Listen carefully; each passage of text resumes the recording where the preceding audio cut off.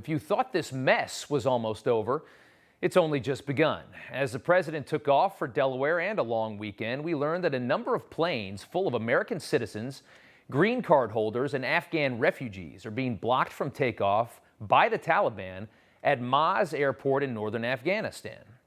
Now, some are blaming the Taliban. Others claim that a passive-aggressive U.S. State Department is dragging its feet in assisting efforts to fix the disaster which they created. Or, according to NPR's account, the State Department is simply incapable of solving the issue because it has nobody left in the country, which would simply be another acknowledgement of horrible planning by the Biden administration. Now, perhaps it's a little bit of each. We don't really know yet. But there should be no doubt the Taliban is most certainly holding these flights up intentionally. The Taliban has no interest in seeing traitors to their cause and American citizens safely leave their country. They've been hunting down and murdering these same people. We've been reporting the stories. A couple weeks ago, as most Americans were just starting to digest how bad the situation in Afghanistan truly was, military veterans in Congress were predicting it would devolve into a full-blown hostage crisis. Now, you might have thought that was an over-exaggeration, politicians trying to score points and over-dramatize a bad situation for Biden, something that happens constantly in politics on both sides. But in this case, it appears it was a fully accurate prediction. About 1,000 people are being held hostage tonight. They're staying in a hotel near that airport in the north of Afghanistan, wondering if they'll be slaughtered by fanatics or make it out with their lives. Texas Congressman Michael McCaul sounded the alarm in an interview over the weekend. McCaul warning the Taliban won't let up until the U.S. gives them full recognition as Afghanistan's new government.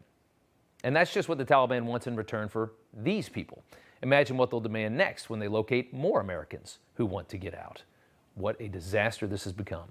Reuters is reporting State Department officials failed to tell Taliban leaders they had approved the departures of these chartered flights.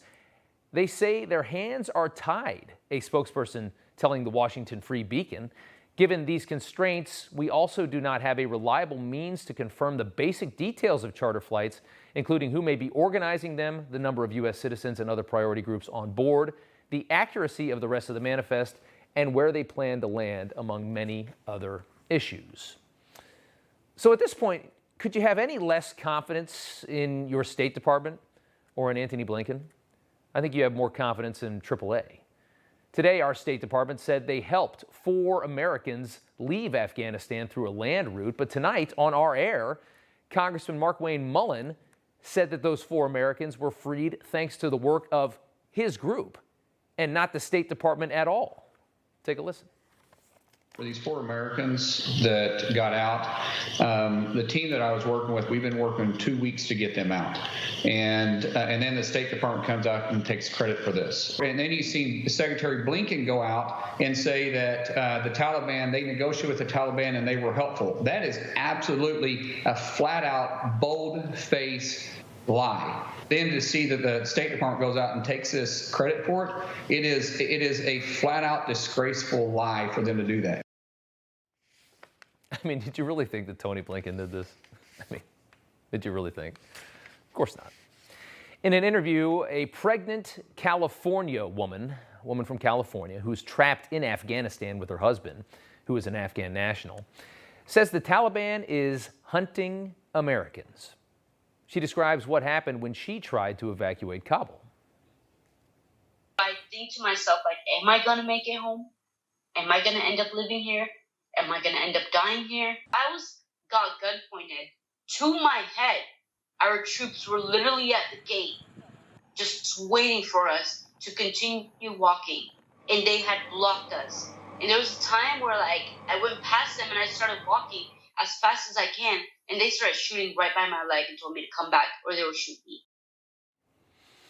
This is the Taliban that our government trusts right now, by the way. This is not going to end anytime soon. This is a full-blown disaster for this administration. They have made mistake after mistake after mistake. It is an utter humiliation. And every single, it's like an onion. We just peel off, oh, here's more, here's more, here's more. It's so embarrassing. It is so embarrassing to be an American right now with these people at the top. After his poll numbers plummeted last week, a new Tip Insights poll shows 40% of voters blame Biden for the tragedy in Afghanistan. Of course, 23% blame Trump too, because everything's so polarized right now. But I think it's pretty clear where the fault of this all lies, obviously, no matter how much the media tries to spin it.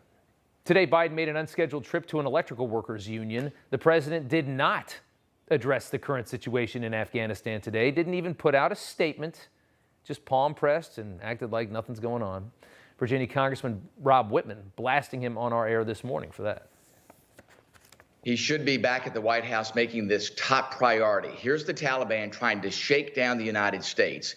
He should be unambivalent about this. He should go back and tell the Taliban, you will allow these Americans to fly back to the United States without delay. And if so, here are the consequences. Common sense. As the 20-year anniversary of 9/11 approaches, we're once again dealing with a terrorist resurgence in Afghanistan. Over the weekend, General Milley warned that Afghanistan could be on the brink of a civil war, leading to the resurgence of al-Qaeda, ISIS, and other terror groups within a year to 3 years from now. Right now, everybody is pushing this narrative that ISIS-K and the Taliban are sworn enemies, and we just keep getting told that every single day. They're enemies, they hate each other. And that's why we are justified to cautiously trust the Taliban. It's a narrative that works very well for our government. The idea that ISIS-K hates the Taliban works very, very well. You see why that works, right? Because ISIS is so bad. So we have this common enemy. But what exactly is stopping that from ever changing, assuming that it is fully true? The Taliban and al-Qaeda work together. Al-Qaeda and ISIS-K are linked together by the Haqqani group. So what if instead of fighting, they simply just decided to unify? What if something united them? Why is it so hard to believe that could happen? It's really not. The Taliban supported the 9/11 terror attacks, and they're willing to work with us. It seems much more plausible that they would work with ISIS as well if they needed to, if it was in their benefit, which it may very soon be. In the meantime, newly released photos show the Taliban parading a suspected ISIS terrorist after he was captured blindfolded and handcuffed. You have to assume that is an ISIS terrorist underneath there. It's clearly a PR stunt for the Taliban, a terror organization trying to convince the world that they're ready to lead a somewhat sophisticated nation. That's what the Taliban wants the rest of the world to think right now. Oh, we've evolved, we've changed. We're not the Taliban from the 2000s. This is a new Taliban. Begging international companies and organizations to bring their money to Afghanistan. Why? Because at the end of the day, they don't really care about all the religious crap. They just want to get rich, obviously. Take a look at this. The president of the International Committee of the Red Cross, Peter Moore, meeting with the Taliban delegation in Kabul. The Red Cross meeting with the Taliban, promising that they would continue and expand their assistance and try to take the necessary steps to address the existing problems. Do you believe for a second that that's the real Taliban? That's how they really are? Just this week, BBC reported Taliban militants shot and killed a pregnant police officer in front of her kids and her husband outside of her home. That's the real Taliban, right there. We're hearing these stories every day. They're hunting people down as fast as they can. While General Milley said it's possible the U.S. could be using airstrikes to keep the Taliban in check if they do go off on this rogue course, Senator Lindsey Graham said it would go even further. They have a view of the world out of sync with modern times. They're going to impose a lifestyle on the Afghan people that I think is going to make us all sick to our stomach. But most importantly, they're going to give safe haven to al-Qaeda, who has ambitions to drive us out of the Mideast writ large and attack us because of our way of life. We will be going back into Afghanistan as we went back into Iraq and Syria. With all that happening thousands of miles away, we are starting to see a new security concern here in our own country. Problems with vetting. With a high-speed evacuation, which it was, 120,000 some odd people coming in very, very fast, leaving the country, going to other places, and then coming in quickly. Terrorists and criminals are slipping through the cracks, just as you would have expected. As tens of thousands of Afghan refugees land at our U.S. airports across the country, at least 100 Afghan evacuees have been flagged for terrorist ties. 100 in this country. You can do a lot of damage with 100 potential terrorists. And now 2 of them are actually being sent to Kosovo, which is our ally in the Balkans, which agreed to host them for up to 1 year. But it's still unclear where exactly they're going to go from there. NBC reports as of Friday, about 10,000 refugees out of the 30,000 landing at our nation's airports needed additional screening. 10 out of 30, that's a third. And then there's the other problem. This one of the strangest ones we've seen so far, no doubt. The State Department seeking urgent guidance due to older men presenting kids, child brides, as their wives at intake centers. This is something that does happen in the Middle East. It can be commonplace depending on what country you go to. It's a little bit disturbing, but that's the way they do it.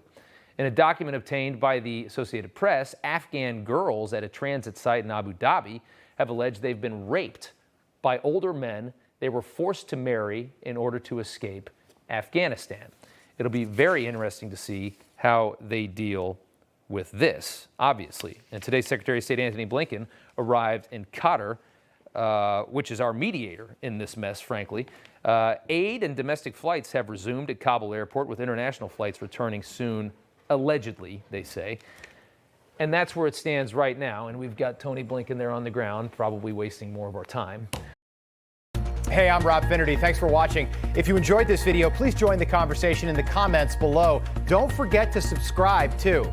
Hit the bell icon to be alerted to breaking news. And remember, there's a whole lot more on Newsmax TV, America's fastest growing cable news network.